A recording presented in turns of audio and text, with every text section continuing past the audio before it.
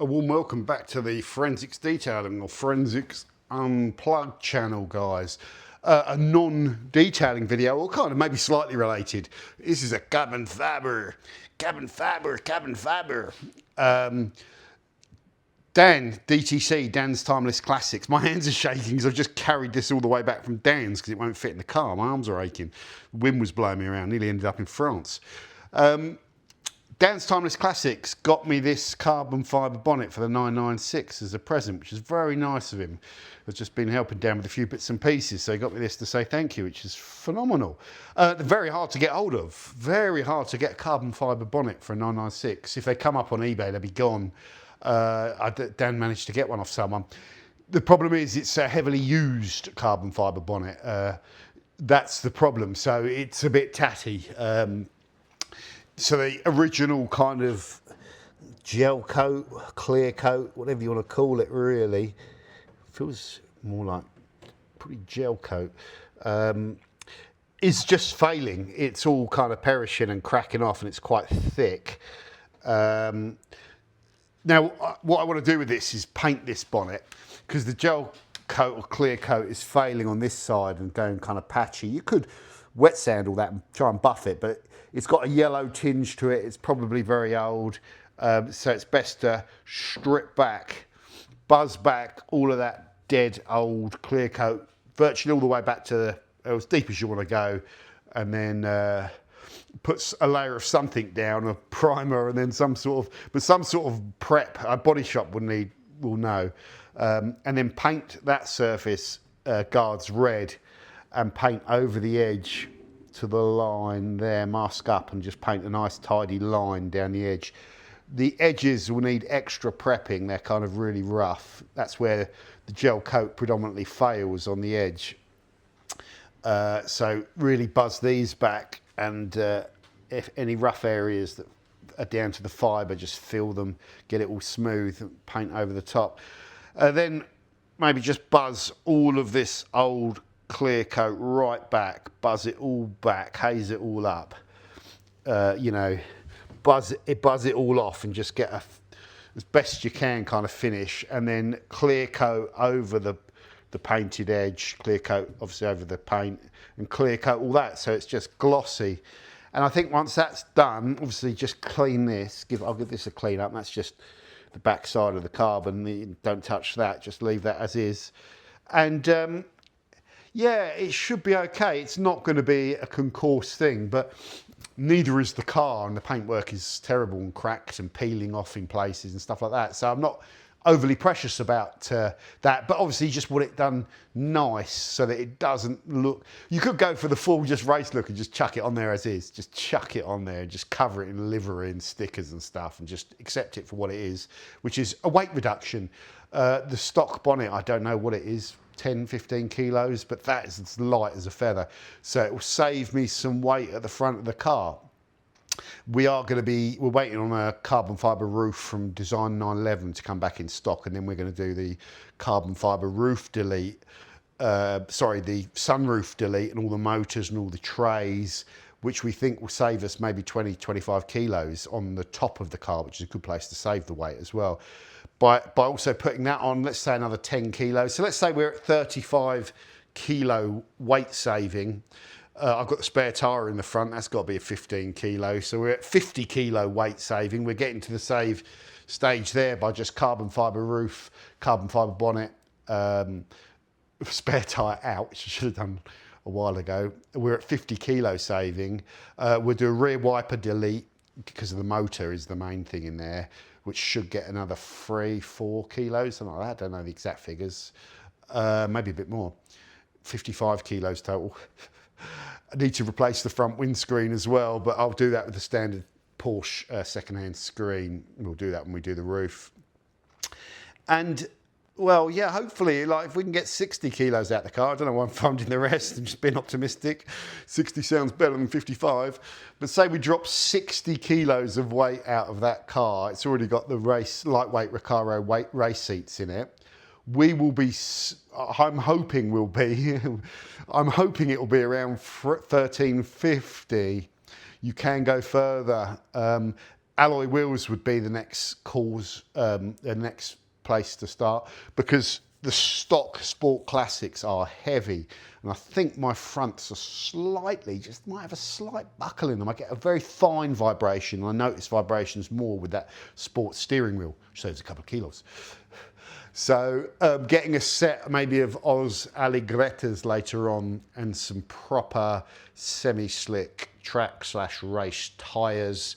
I'm not sure what, maybe AO 52s or AR1s, not Cup 2s. They're too soft. They're too, they just go, they're great, they're fast, but they're too soft, and the compound wears too quickly. So yeah, probably a performance set of expensive track tyres or something. Maybe a cheaper option. Maybe, I don't know. Maybe I'll do some research. I don't know if there is an N-rated one. I think maybe the AO52s might be N-rated. I can't remember. You let me know if there's a good. I can't see why there would be. But is there an N-rated track tyre for those Porsche 911, 996s? What other options are there? But I'm thinking AR1s. I know people run those and they're good. But yeah, or AR52s. That'll be probably my way to go. I'm also at the moment down on PoWa with the Porsche 996. We had it dynoed the other day at Surrey Rolling Roads, because I had a hunch from driving it around and trying to chase Danny and stuff, and driving Danny's one, the 996, that it was down on top end grunt, and that's exactly what I said to Danny, and that's why we booked Surrey Rolling Roads. Yeah, it runs out of puff in the higher rev range. So we put it on the rolling road, and it's down. It was running 248 brake horse, and Danny's 2.7 Boxster with 200,000 miles on it was running 250. That killed me. But so we're thinking about, what is this? What's causing the power surge? Because there's been so much done to the car. It's had the full engine rebuild, but I don't think the car was any slower. Like, I drove the car after the engine rebuild, and it felt like it did before, although it's not, it's hard to recall. But I'm pretty sure this problem has been lurking on this car since the first day I bought it. Problem is, because the torque's good up to a certain point, you feel like it's pulling well. So I figured I may have been down 10, 15 brake horse, not as many as kind of 40 or whatever. We're leaning more towards this being a fueling issue, with possibly just a simple piece of thing that we can do is just change the fuel pump. I was chatting to a race team, the MLR guys had exactly the same problem. And the fuel pump on it is actually cheap. I think it's about 160. We might be able to get it a lot cheaper. And because it's done 130,000 miles, nearly, then changing the fuel pump is just a good bit of proactive maintenance as well. I'll probably do it anyway. So if we put another fuel pump in it, and it suddenly, I'll feel it. It will feel more free revving and wanting to pull at higher revs. I'll know if it's fixed it. I assume I know. If I don't know, we'll have to re-rolling road it. We'll have to do that anyway. But we'll put that new fuel pump in, see how it runs after doing that. I don't know. If it feels great and I go and rolling road it and it's producing 300 brake horsepower, I'm done. If it produces about 280 or something like that, then I'll probably look to try and get a mapping specialist. I know there's one up north, something Wizards, Porsche Wizards or something, that's a specialist in this, but it's a long way to go. But if he's the man, then we'll book it in and drive it up there and let him do it, because we are tracking it and we are interested in it performing properly. It's not really so much about boosting horsepower, it's more about making sure that the engine is mapped, efficiently for what the car needs, because we've got, my hands are shaking, my arms are shaking from holding this bonnet, because we've got upgraded intake on the system, the K&N, we're putting in more air, should be breathing freer, but we've also got a different output, exhaust output with the sports cats that have been installed, and a sports exhaust on there. We want to make sure it's, you know, that the mapping is fueling the car and airing the car adequately, so it's not over fueling too much, not under fueling, or whatever is required by an expert, just so it's running, and then hopefully do a final rolling road, and hopefully we're somewhere near 300. But they do lose them. Dan's CGA mapped at ran at 285 horsepower, which is pretty healthy actually. That's a good engine in that one. So it's a good benchmark. Ideally, I'd be around about 285 to 300 is probably going to be anywhere in that category is going to be acceptable. Yeah, so this will need to go on. The front of the red Peril is smashed to bits. It ground out and it's smashed to bits. So I'm going to get that painted next week, and I might see if the body shop that's painting this, I've pinged him an email actually, will want to do this carbon fibre bonnet.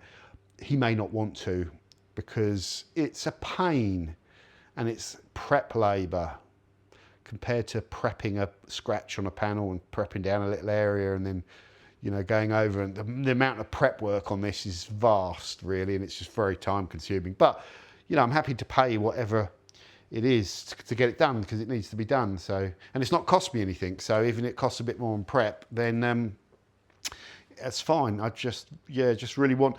The problem with carbon fibre is, I think whenever you see raw carbon fibre that's clear coated, you always tend to see bubbles in it. It's such a pain for that. Yes, it's very difficult to paint, and I don't know, even if you painted it, are you still going to get the bubbles coming through it and all that sort of stuff? And a little bit is okay, but you don't want big blistering and all that sort of stuff. And I just don't know. It's so difficult to kind of paint these, you know, they're quite difficult things to kind of work, especially a tatty one like that. So there we go though, guys. That's a little update on the Porsche 996. There's always a job to do on that car.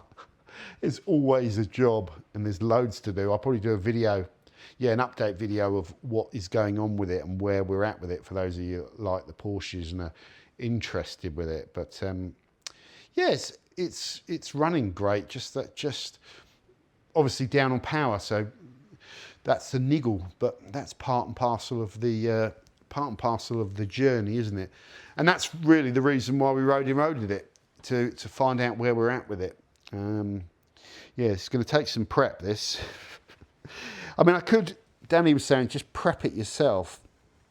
So like, I would start, I'm not an expert at prepping panels, but what I would probably do is, because there's so much material, I'd start with a real high grit, and I don't know, you know, like 150 or something, because I can feel all the knobbly bits, and there's bits of old dead like paint that have just been touched up on there, and then big chunks of clear coat missing. So I think you just better off, like, I don't know even know if you do that, but like prep it 150 and then step it down all the way.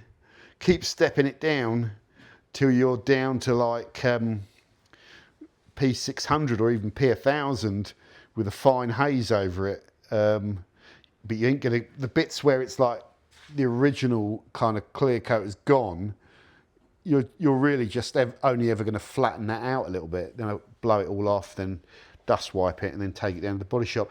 The reason that might be a wasted effort is the body shop will do a better job. I would also struggle, I think you'd have to hand prep some of this. You've got to probably block it. How do you get into all those little recesses, even the little pixie with some, maybe I could cut out like a foam-backed sanding disc, so there's a bit of softness, and then just whiz down it with the pixie would probably be the easiest way. But I've never done that, not with that PXE. So yeah, I don't know. I'd probably end up spending loads of times to do not a good enough job. So whereas a body shop will have all the tools and know exactly what to do. But yeah, so we'll see with that, guys. We'll see with that. If I can't get it done if I can't get it done where I get the front bumper done, then I'll just install the car and drive it around to a few places I know and see if they'll do it. I don't care about the colour match, just like colour match it well. But if it's a bit multicoloured, because that tends to be very difficult to match exactly, doesn't it? That's why everything's kind of blended. But I don't care. As long as it's close enough. Car is not it's not a show car. So that's it for the carbon fibre project, guys. As I install this stuff, I'll show you it and all that. So if you want to follow it on the channel, give us a like and subscribe and all that great stuff. Other than that, take care, and I'll see you soon on the Forensics Detailing channel. A huge thanks to Dan for sorting us out with this. This is, yeah, it's a really cool thing. if you're into like ripping your car around a circuit and you don't have the power, this, because 300 brake horse, if I get close to that at 1350 kilos is okay, but most modern cars, most F-Series Beamers you see at circuit days will be running so much more power than you that you notice that lack of power. Fast through the corners, the Porsche. I mean, this at Bedford the car was just tearing around Bedford, but that you get carried away and you think it's because you're amazing. It's not. You're just there with guys that might be on a track for the first time or might be protecting their cars. Just they're not going to throw them around corners at high speeds. They'll go in and just enjoy the track day, which is fine. So it's deceiving. So I thought the car was kind of running okay. But yeah, well down on power. Once it's got back up to 300 and we're weight reduced, if we can get close to 1300 kilos, then that car will be everything I want out of a sports car. It will be relatively light by modern standards. It is stiff and well set up. Really well set up, actually. Now did a great GO on it.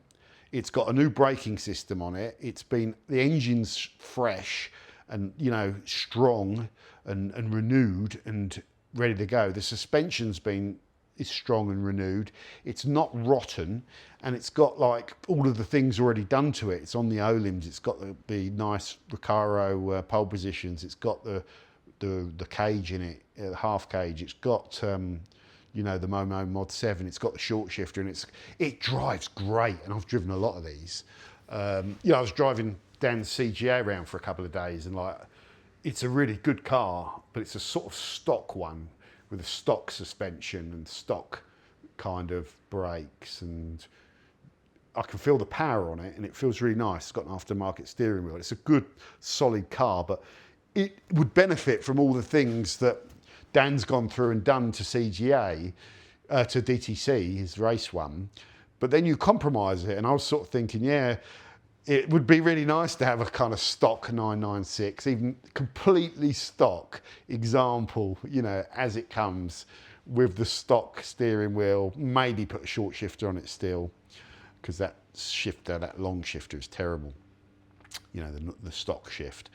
But don't play around with too much, except that it is as it comes generally, and maybe just a couple of tiny little mods. You know, you get carried away when you start. The stock suspension on them, I think, benefits from, if you don't go coilovers, which gives you the freedom to do what you like, but it can be a bit too stiff. But if you stay with stock suspension, maybe just stiffening up the springs and the roll bars, just so it's a little bit more compliant and you can feel the road a bit more when you're pushing on, would be the way to go. Yeah, so there we are, there where we're at. I'm going to do a video now on where I'm at with the E36 as well, which is looking nice and clean. It isn't clean though. It's been used. It's just I'm getting out of the habit of washing it now. You know, like part of me wants to wash this because I've got little fingerprint marks on it and stuff like that, and it's a bit dirty, but I'm trying to break that habit. Don't keep cleaning it. Just, it's got to sit in this garage like as a normal car and just be used and stuff. And if you, yeah, I've got to use it a bit more. That's the thing. I've told you I was contemplating selling it. But anyway, I'll end this video. If you want to hear about the E36 and where we are with that, stay tuned. Click on the video that I'm about to do. Doug.